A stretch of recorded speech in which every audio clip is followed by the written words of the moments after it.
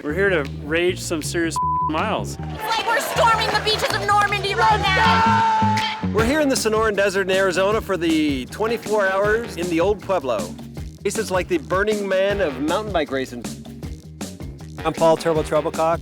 I'm 49 years old. What's up, brother? See ya. I am Trim. Trim? Hi. Hey! Ready to do team man for this race? The race course is supposed to be really fast, pretty zippy, and it just flows through the Sonoran Desert. This is a 24-hour race. The course is 16-mile loops.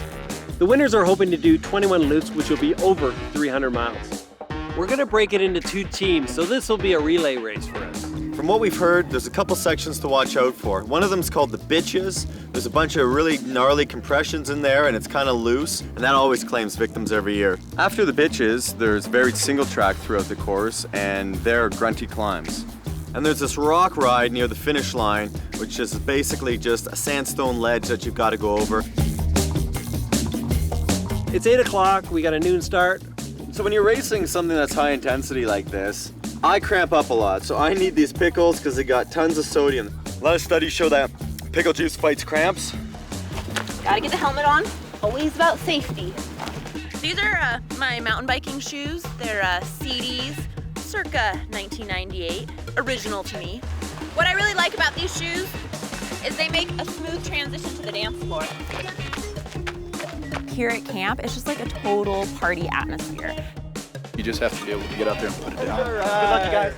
The start, it's a Le Mans start, which means that the racers have to run to their bikes. Hunter and I positioned ourselves with Turbo and Simon's bike. I'm just like chilling like a cucumber here. I'm just super excited to see Simon just tearing through this crowd of people. The run's 400 meters, it's mostly downhill. It's gonna be a wild one. There's a lot of serious dudes. Just look at those faces. I don't see one smile. Looks like they're all looking at me like they want to eat me. 5, 4, 3, 2, 1.